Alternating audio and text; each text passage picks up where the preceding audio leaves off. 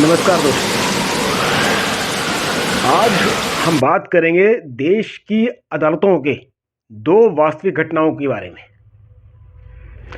आज मैं ऐसी आपको दो घटनाएं बताऊंगा जिनके अंदर जो वाकया हुआ वो ऑलमोस्ट सेम था बिल्कुल, लेकिन दोनों का जो अंत था वो अलग अलग था। क्यों? सिर्फ इसलिए कि वहां पे एक घटना के अंदर कैमरे की रिकॉर्डिंग थी और एक घटना में कैमरे की रिकॉर्डिंग नहीं थी। जिस घटना में कैमरे की रिकॉर्डिंग थी उसमें जज साहब पर एक्शन हो गया। जिस घटना में कैमरे की रिकॉर्डिंग नहीं थी, कागजी सबूत होने के बावजूद भी, पूरे एफर्ट्स करने के बाद, पूरी मेहनत करने के बावजूद भी लीपापोती कर दी गई, जज साहब को बख्श दिया गया। ऐसी घटनाएं हैं जो हमें सोचने पर मजबूर करती हैं कि हमारी न्याय प्रणाली में पारदर्शिता और जवाबदेही कितनी जरूरी है। आखिर न्याय को अक्सर मंदिर कहा जाता है, पर क्या आज वो मंदिर है? ऐसा मंदिर जहां पे न्याय मिलता हो, या ये जहां पर 26 के 26,000 जज जिन्हें न्यायमूर्ति कहते हैं हम, वो वाकई में न्याय प्रदान कर रहे हैं क्या? ऐसी घटनाएं सोचने में मजबूर करती हैं हमारे को। पर जब इस मंदिर की नींव हिलने लगती है तब एक प्रश्न उठता है, क्या हम सही सवाल पूछ रहे हैं? आप सवाल पूछते हैं क्या? अगर सवाल पूछते हैं तो सही सवाल पूछ रहे हैं, ये भी एक क्वेश्चन है इसके अंदर। एक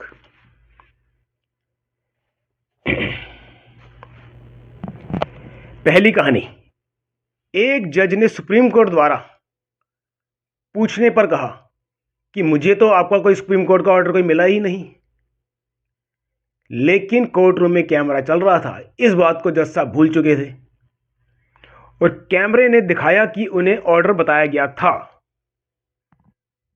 कैमरे ने झूठ उसी वक्त पकड़ लिया था।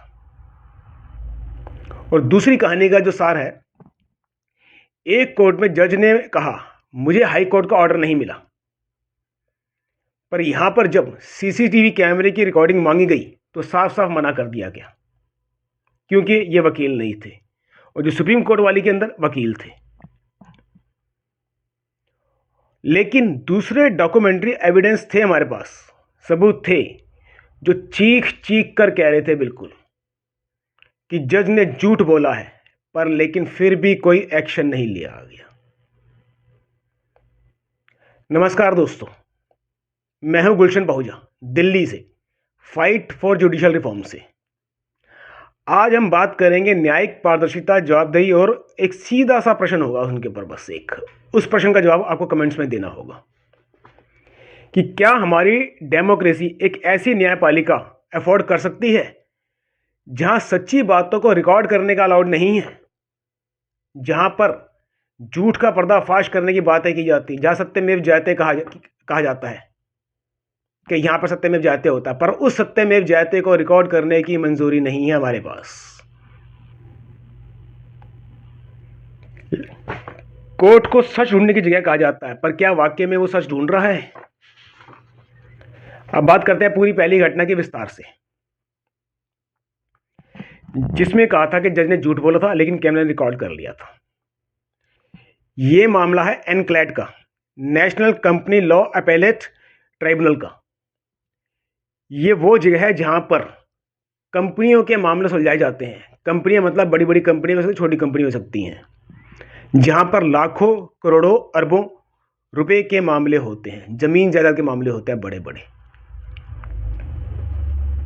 ऐसे मामले यहां सुलझाए जाते हैं। यह मामला है एनक्लैड फिनोलेक्स केबल लिमिटेड केस के नाम से। सुप्रीम कोर्ट कंटेम्प्ट प्रोसीडिंग 2023, अगर गूगल पर लिख के सर्च करेंगे आप तो ये मामला आपको सामने साफ दिख जाएगा आपको। ये एक बहुत ही चर्चित मैटर था। जिस टाइम ये हुआ था उस टाइम अखबारों की सुर्खियां बना था। ये फिनोलेक्स केबल जो एनक्लैड कोर्ट में चल रहा था, ये मामला, बात है 13 अक्टूबर 2023 की। सुप्रीम कोर्ट ने एक स्पष्ट ऑर्डर दिया कि एनक्लैड अपना जजमेंट प्रोनाउंस नहीं करेगा, यानी कि किसी भी तरह का कोई आदेश पारित नहीं करेगा इस मामले के ऊपर। फिलहाल रोका था उसको, लेकिन एनक्लैड की बेंच ने जिनमें मेंबर जो जुडिशियल थे वो राकेश कुमार थे और जो मेंबर टेक्निकल थे वो आलोक श्रीवास्तव थे। उन्होंने सुप्रीम कोर्ट के ऑर्डर के बावजूद जजमेंट सुना दिया। जब सुप्रीम कोर्ट ने पूछा कि आपने हमारे आदेश यानी कि स्टे के बावजूद जजमेंट कैसे सुना दिया, लेकिन एनक्लेड की बेंच ने साफ जवाब दिया कि हमें सुप्रीम का ऑर्डर मिला ही नहीं। अब यहां पे कहानी का ट्विस्ट आता है एक, यानी कि सीधी बात, हमें नहीं पता था कि सुप्रीम कोर्ट ने इस संबंध में कोई आदेश पारित किया है। अब बात करते हैं उस ट्विस्ट की। एक योजना जो ऊपर वाले की थी, जो एनक्लेड की बेंच के साथ फिट नहीं हुई। वो योजना थी कैमरे की, कि वहां पे कैमरे लगे हुए थे सीसीटीवी के, जो सब रिकॉर्ड कर रहे थे। और आज के इस कलयुग के दौर में ऊपर वाला तो सीसीटीवी ही है, कैमरा ही है। आप किसी पुलिस वाले को बोलो, जज को बोलो, डॉक्टर को बोलो, जिसको मर्जी बोलो कि भैया जी मेरे को ये आपकी बातचीत या जो भी इंसिडेंसेस को रिकॉर्ड करना है, वो सच्चा हो या झूठा, पहली बार तो शक पकाएगा ही। कुछ ऐसा कर रहा होगा जो रिकॉर्ड नहीं करना होगा तो साफ साफ मना कर देगा। इसीलिए आज के दौर के अंदर ऊपर वाला कैमरा ही है। और हम इसीलिए कहते हैं कि हर कोर्ट के अंदर ऑडियो रिकॉर्डिंग होनी चाहिए, तभी न्याय प्रदान होगा। जैसे कि इस केस के अंदर न्याय तो मिला, पूरा नहीं मिला पर मिला। तब सुप्रीम कोर्ट ने उस दिन की सुनवाई की सीसीटीवी रिकॉर्डिंग देखी, जो वकील साहब ने प्रोवाइड कराई थी, जहां तक मेरी जानकारी है, जिसमें साफ साफ दिख रहा था कि वकील साहब अपने हाथ में सुप्रीम कोर्ट की ऑर्डर की प्रिंटेड कॉपी लेकर बेंच को दिखा रहे हैं और बेंच को बता रहे हैं कि जजमेंट स्टे हो चुका है, अब आगे सुनवाई भी मत कीजिए अभी आप।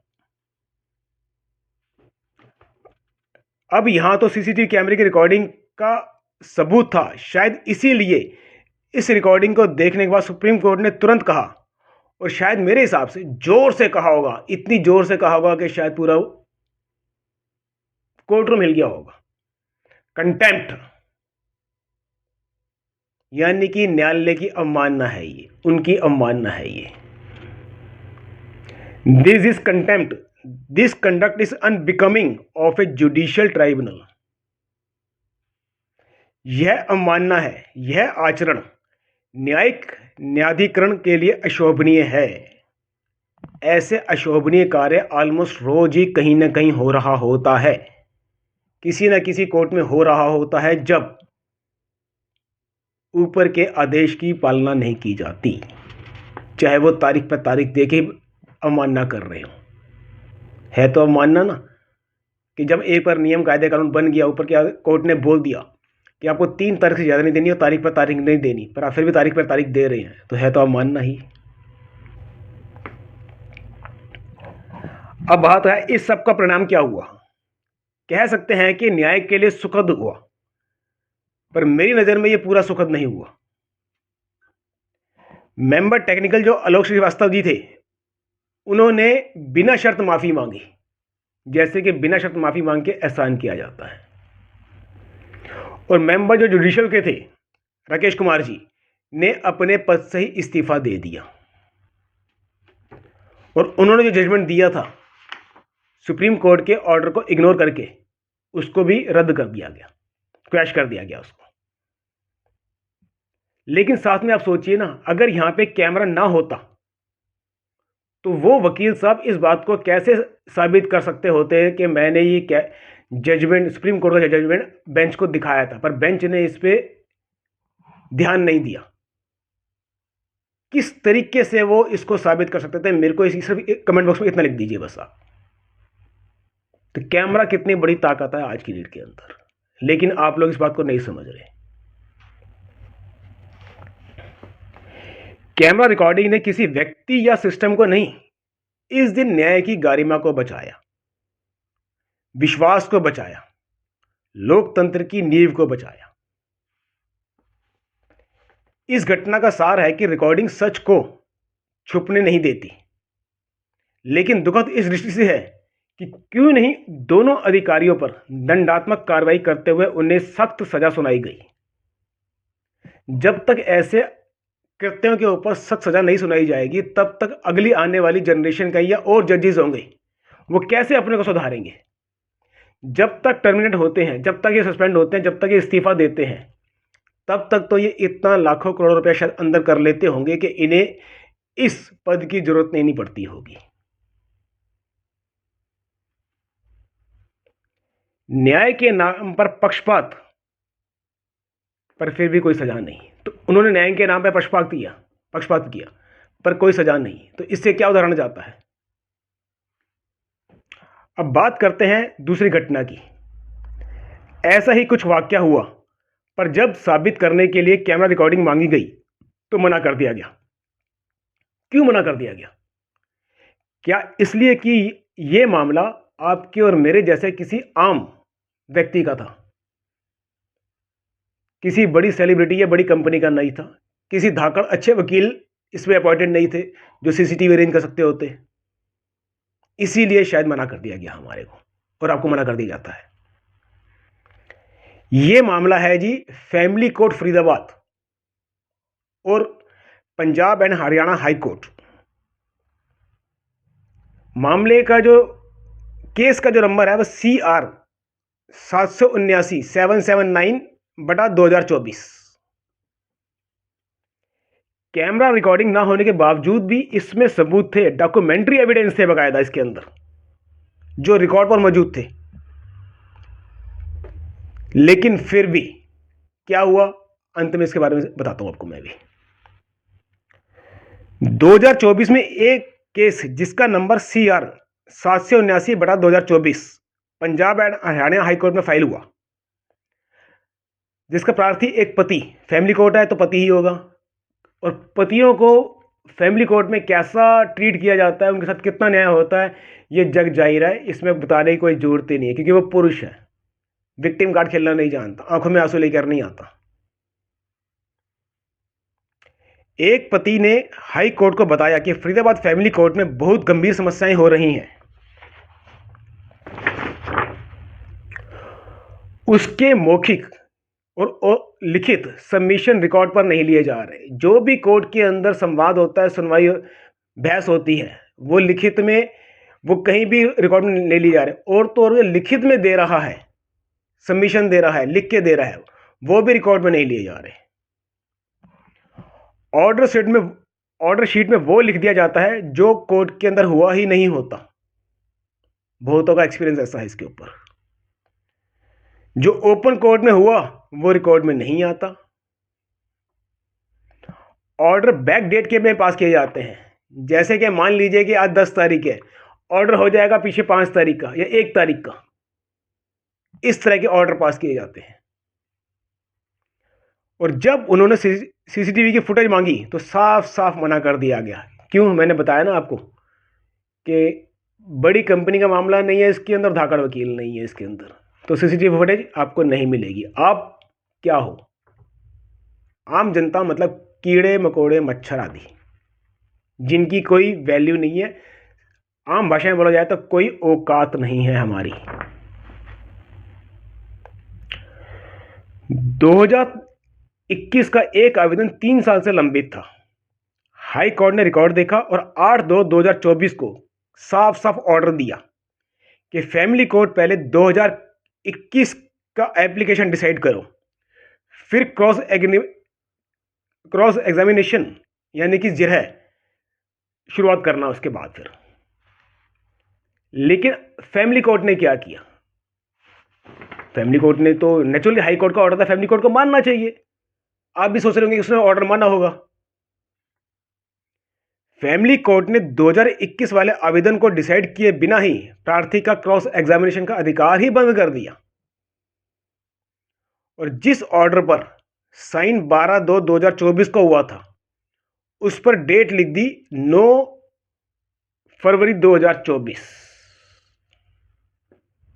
यानी कि ऑर्डर को बैक डेट लिखा गया। Back dating of judicial order. प्रार्थी दोबारा हाईकोर्ट गया और तो काम कोई है ही नहीं हमारे पास, तो यहाँ से वहाँ घूमो, वहाँ से वहाँ घूमो, यहाँ से वहाँ घूमो, वहाँ से वहाँ घूमो, पर मिलता क्या है?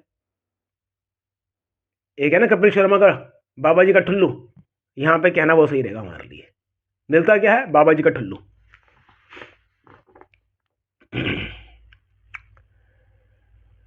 प्रार्थी दोबारा हाई कोर्ट गया और बोला फैमिली कोर्ट जज ने हाई कोर्ट के ऑर्डर को जानबूझकर पालन नहीं किया। प्रार्थी का कहना था कि फैमिली कोर्ट ने उनसे कहा कि यह मेरा कोर्ट है और यहां का मैं बॉस हूं, हाई कोर्ट कौन होता है? अक्सर सुना हुआ आप लोगों ने, लेकिन क्या करें, कैमरा नहीं है जी। यानी कि हाई कोर्ट की अथॉरिटी को सीधे चुनौती दी है फैमिली कोर्ट के जज ने। हाई कोर्ट ने जब फैमिली कोर्ट से रिपोर्ट मांगी, फैमिली कोर्ट जज का जवाब बिल्कुल वैसा ही था जैसा कि एनक्लेट की बेंच ने दिया था कि मुझे तो हाई कोर्ट का ऑर्डर मिला ही नहीं। पर प्रार्थी ने क्या किया? प्रार्थी ने अपने दस्तावेजों के साथ सारा सच सामने रख दिया हाई कोर्ट की, जो चीख चीख कर कह रहे थे कि फैमिली कोर्ट जज ने सच नहीं बोला है, झूठ कहा है उन्होंने। प्रार्थी ने कोर्ट के ई फाइलिंग सिस्टम के टाइम स्टैम्प्स और एक्नॉलेजमेंट्स के सबूत दिए। ई स्टैम्प्स, जिस स्टैम्प भी कोई कॉपी डिजिटल पे अपलोड की जाती है उसका एक टाइम स्टैम्प बन जाता है अपने आप ही, जिसको कोई छेड़ नहीं सकता, वो दिखाया उसने। फैमिली कोर्ट फाइल में मौजूद फिजिकल कॉपी दिखाई, कोर्ट से मिली सर्टिफाइड कॉपी दिखाई। ये सब देखने के बाद हाई कोर्ट ने फरीदाबाद के डिस्ट्रिक्ट जज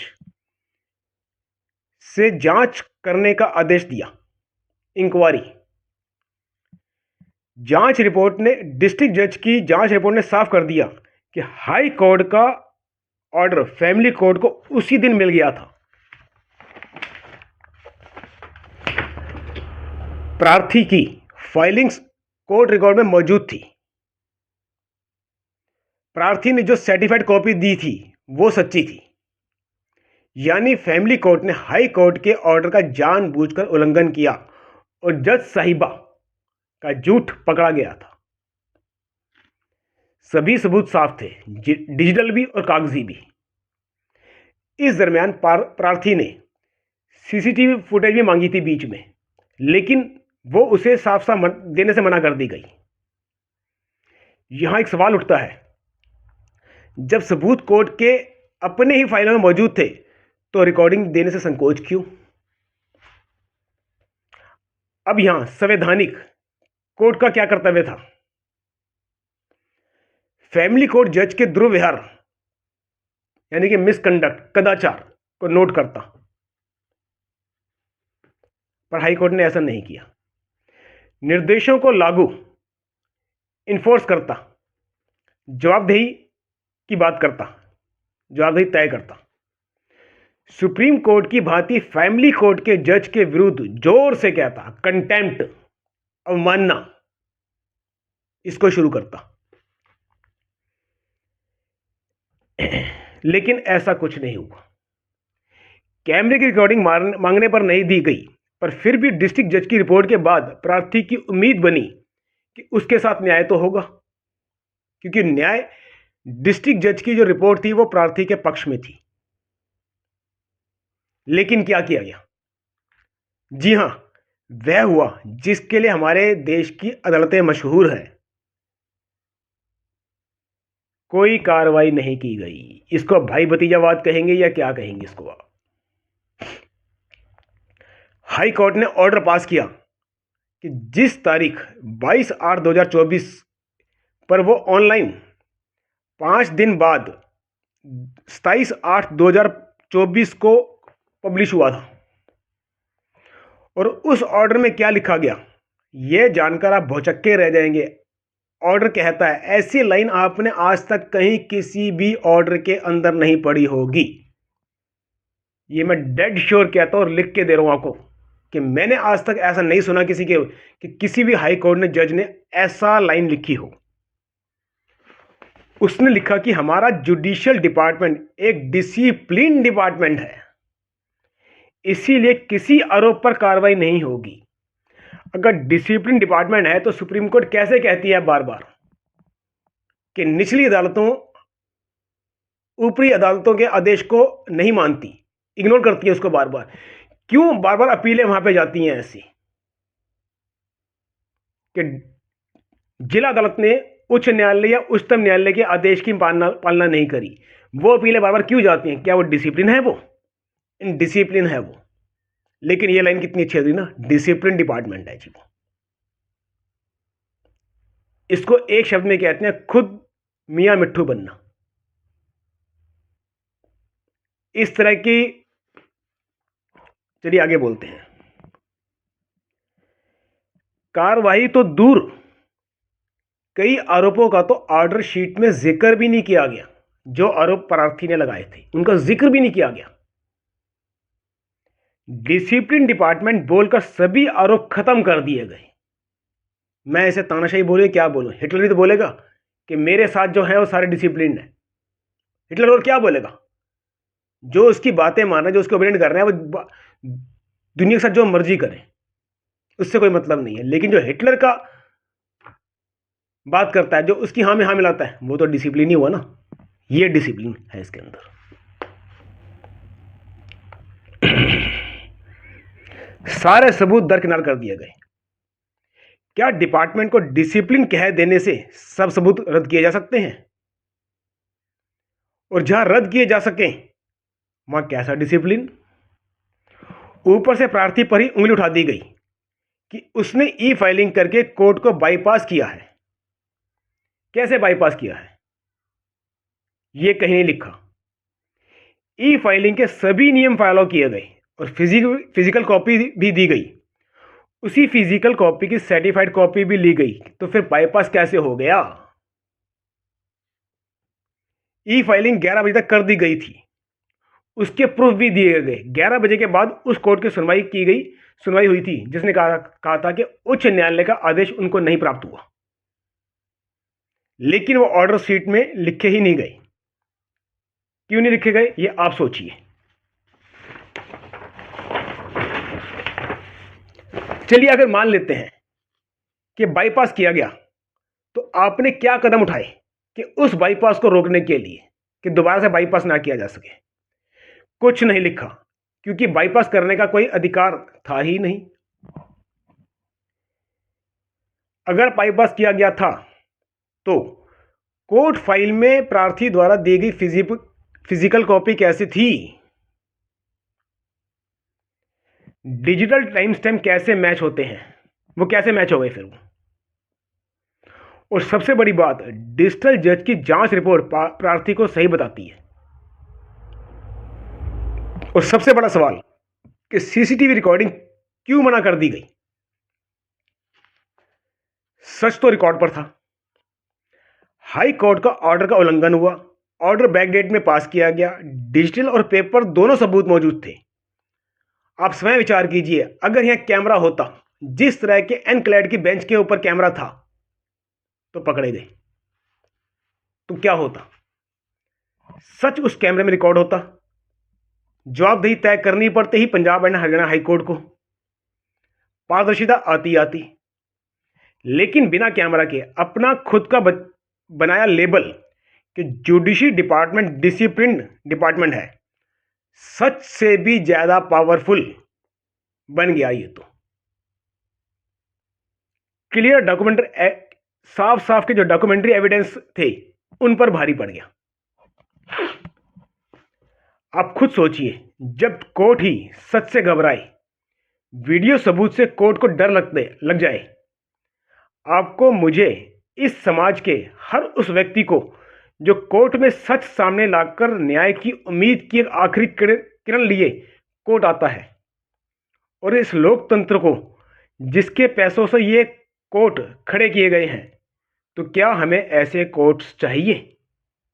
सोचिए कि हमें ऐसे कोर्ट्स चाहिए या इन कोर्ट्स के अंदर अब हमें कैमरे चाहिए? मैंने यहां डर शब्द का इस्तेमाल खुद से नहीं किया।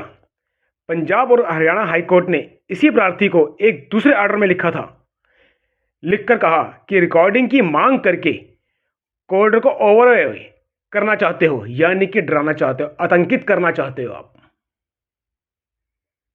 मैं ओवर ए की प्रोनाउंस सही नहीं कर पा रहा, OVERRAWE।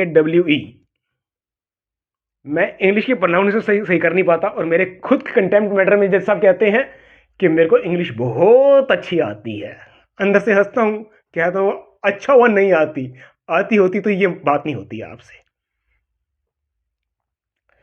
यानी जब नागरिक सच को रिकॉर्ड करना चाहें तो उसे ही डराने वाला कह दिया जाएगा। इस तरह तो हर पुलिस वाला बोलेगा कि मेरी रिकॉर्डिंग मत करो, आप मेरे को डराना चाहते हो। तो फिर सवाल और गहरा हो जाता है, पारदर्शिता से डरना किसको चाहिए, झूठ को या रिकॉर्ड हुए सच को? झूठा ही डरता है रिकॉर्ड कैमरे से तो सिर्फ। अंत में इसका निष्कर्ष जो है कि क्या लोकतंत्र इसे वहन कर सकता है? Can democracy afford this? दोस्तों, इन दोनों घटनाओं में एक ही प्रश्न सामने आता है कि आखिर हम किस तरह की न्यायपालिका चाहते हैं।